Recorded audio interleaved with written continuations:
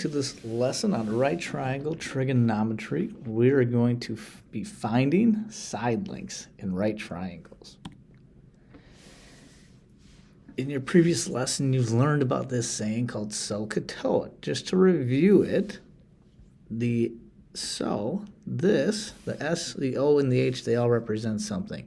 The S stands for sine, equals, and now we have a ratio of the O side, which if we look in a triangle, here's our angle. The O stands for opposite. It's across from the triangle. So their opposite side divided by the hypotenuse. Then when we go to our CAH, the C stands for cosine, and it's equal to, we look at our angle here. If this is the corner where our angle is, the A stands for the adjacent side, which means when we have cosine, one side of our angle is going to be touching the hypotenuse, that's this side.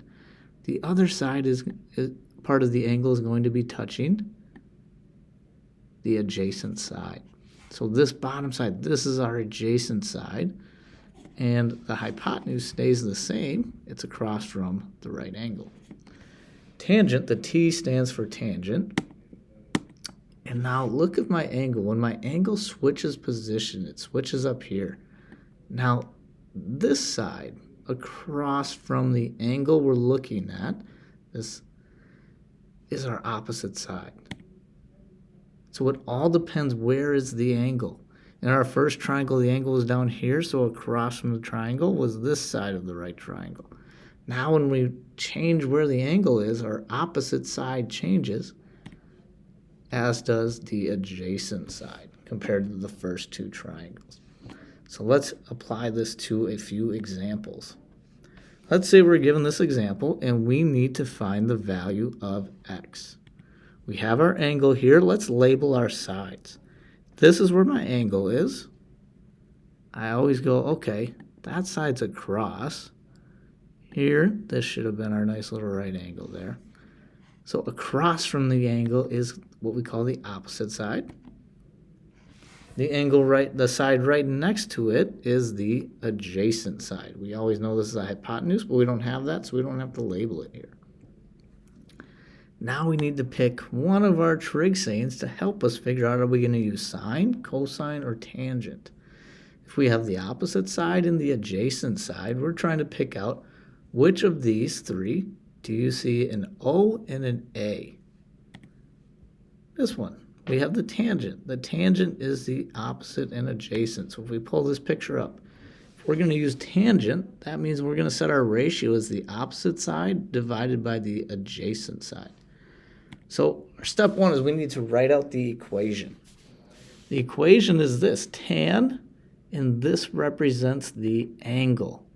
So that's our 27 degrees. So it's going to be tan of 27 degrees.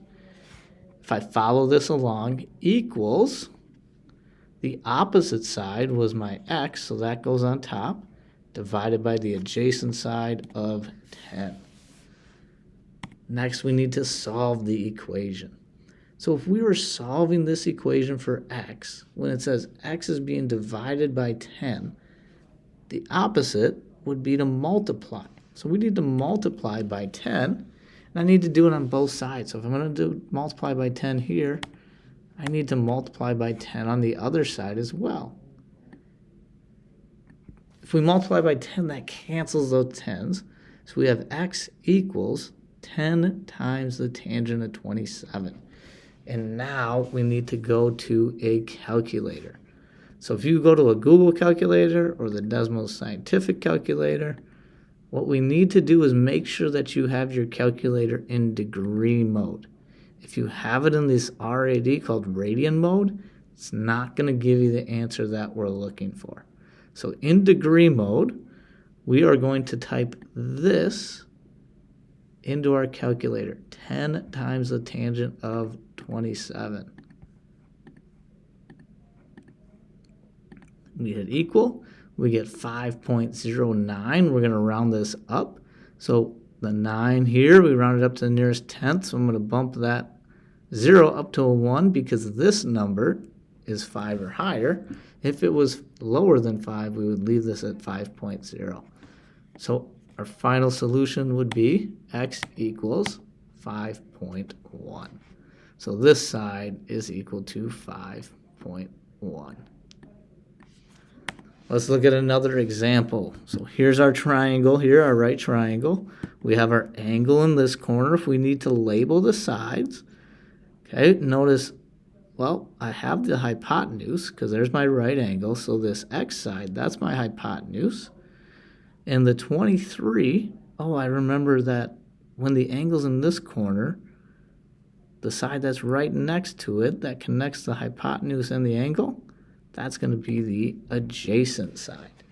So if we look back to our saying, where do we have adjacent and hypotenuse? Well, there's an O and H, C and H. Ooh, it's going to be cosine. So we can follow this equation. Cosine of our angle equals adjacent divided by hypotenuse. So our step one, we need to write out the equation. So the cosine of 63 degrees equals the adjacent side, which is 23, divided by the hypotenuse side of x. Now we need to solve the equation. This one's going to take a little bit more doing to solve it. We want to get rid of the denominator always. So this might sound a little complicated, but we're going to multiply by x on both sides. That's going to cancel the x's on this side. Then we need to multiply by x on the left side. So we get x times the cosine of 63 equals 23. This cosine of 63, it represents a number. So in order to solve and get x by itself, we kind of treat it like we have a number times x. So to get x by itself, we're going to divide by the cosine of 63 on this side so that we have the same thing on top and bottom. It's going to cancel. And then we have to divide by the cosine of 63 on the right side. So when we need to provide our solution, we need to go to the calculator, and this is what we're going to type into the calculator. 23 divided by the cosine of 63. So 23 divided by the cosine of 63 equals 50.66, so we can round that to 50.7. One more example. Okay, new triangle. We have our angle here. Let's label our sides. I know that this side's the hypotenuse because it's opposite the right angle. This side, oh, I got to go across the triangle from my angle to get to this side. So that side's going to be my opposite side. The x, that's the hypotenuse. The 8 represents the opposite. We use our trig functions. Which one has the O and the H? The sine function. So we're going to use the sine of our angle equals opposite over hypotenuse. So step one, write out the equation. So the sine of 46 equals 8 divided by x. Step two, we need to solve the equation. So this is like our last one where the x is in the bottom again. So I need to multiply by x on this side to cancel the x's. Then I'll multiply by x on the other side. So we have x times the sine of 46 equals 8. To get x by itself, we got to divide by the sine of 46. That'll cancel those on this left side. And on the right side, we also have to divide by the sine of 46. So when we need to find our solution, we're going to go to our calculator, and this is what I'm going to type in. 8 divided by the sine of 46. So 8 divided by the sine of 46. We get 11.12. Because that number is less than 5, I'm going to leave this as 11.1.